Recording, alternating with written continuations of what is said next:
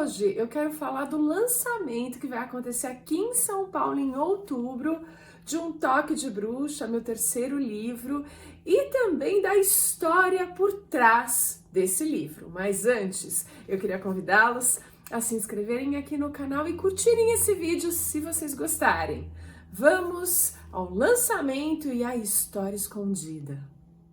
Pois é, anota aí na agenda. No dia 25 de outubro, é um sábado, a partir das 16 horas, aqui em São Paulo, mais exatamente no Tatuapé, perto da Estação Carrão, na livraria Poison Books, vai acontecer o lançamento de Um Toque de Bruxa. Então tô pedindo para você reservar, porque é um evento, não é só o lançamento, tem mais coisas.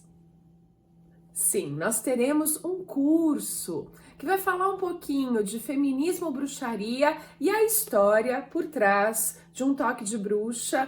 Temos convidados especiais para isso. Em breve eu divulgo isso em detalhes, então coloca na agenda. O dia 25 de outubro é um sábado, a partir das 16 horas, para esse evento que inclui, ao final, os autógrafos, os brindes e um toque de bruxa e muita conversa, vai ser uma delícia. Eu vou falar da história por trás de Um Toque de Bruxa, ou melhor, de uma das tramas que se desenrola no meu livro, e eu devo isso a Marion Gibson e o livro História da Bruxaria em 13 Julgamentos. De fato, aqui ela conta de uma forma um pouco ficcionalizada o que aconteceu de fato em vários pontos do mundo ao longo da história sobre a bruxaria, a caça às bruxas, e é um desses episódios, é um desses julgamentos que me inspirou para uma parte bem legal da minha história. Durante a Bienal do Rio, a revisora de Um Toque de Bruxa passou pelo stand e foi tão legal porque ela naturalmente comentou sobre esse trecho inspirado nos 13 julgamentos, e um deles, claro, e ela foi tão espontânea, dizendo que tinha adorado, que foi muito empolgante, que o trabalho dela de revisão fica muito mais legal quando ela tá curtindo a história. Pois é, ela curtiu esse primeiro julgamento, inspirado na Helena Schelberin, na Áustria, lá no século XV. Esse julgamento foi conduzido pelo Heinrich Kramer, o autor de O Martelo das Feiticeiras. Claro, nesse momento, ele ainda nem tinha escrito o livro, ele estava começando a carreira de demonologista dele, demonólogo, sei lá como a gente chama, esse tipo de conhecimento absurdo que ele julgava ter. Ele que era um monge da igreja, ele foi para a Áustria, para Innsbruck, e pegou 8 mulheres. Dentre elas estava a Helena Schelberin, e ele vai acusá-la de bruxaria.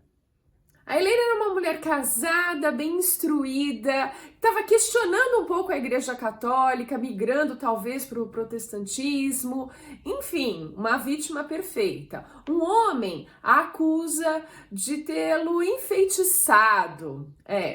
Provavelmente ele deu em cima dela, ela nem olhou para a cara dele, e aí ele joga essa acusação e ela é presa. Fica um tempo presa, isolada, não consegue conversar com o marido, enfim, tá ali numa situação bastante precária. Ela que tinha uma condição financeira muito boa, enfim, vai pro tal do julgamento. Como eu disse, era o início da carreira do Heinrich Kramer, ele estava dando seus primeiros passos e querendo provar a teoria dele, que as mulheres eram bruxas e que deveriam ser torturadas, mortas, queimadas na fogueira, e para isso ele escreve todo aquele manual, esse livro horrível que é, né, O Martelo das Feiticeiras, enfim. Mas ele está no começo e ele sai de cara acusando a Helena. E de uma forma absolutamente grosseira, absurda. E aqui no livro a gente tem todo o diálogo retratado, todas as acusações, as perguntas feitas por ele nesse julgamento e as respostas da Helena. tudo caminhava de uma forma, para mim, trágica. Eu estava esperando um desfecho horrível, lendo esse primeiro, é logo um dos primeiros capítulos, lendo esse capítulo com medo do que ia acontecer com a Helena e com as outras mulheres. Mas tem um intervalo, e nesse intervalo chega uma figura inusitada, chamada pela Helena e o marido dela, que era um advogado especializado em causas eclesiásticas. Pasmem, nesse momento tão obscuro da história, tão distante no tempo, já existia essa personalidade, essa possibilidade de um advogado especializado nessas causas da igreja, nessas acusações, e ele vem para defender a Helena. Eu acho que eu não vou contar o desfecho do julgamento, afinal de contas vai ser um spoiler significativo desse livro maravilhoso. Eu posso garantir que tem plot twist nessa história e foi tão inspirador, e é essa situação que eu tento levar para a minha história, para um toque de bruxa.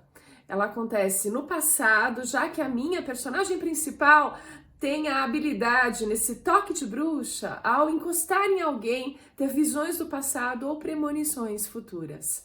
Ela tem essa visão do passado de uma jovem de 17 anos, acusada lá na Áustria, injustamente de bruxaria.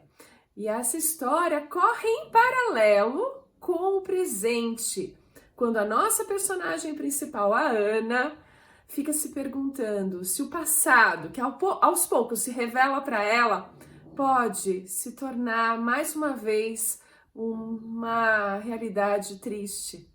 Enfim, é um pouco disso. Quer descobrir todos esses mistérios? Então anota aí o dia 25 de outubro, a data do lançamento aqui em São Paulo, lá no Tatuapé, na Poison Books, de Um Toque de Bruxa. Coloca na agenda, eu vou trazendo mais informações. É isso, eu fico por aqui e a gente se vê no próximo vídeo.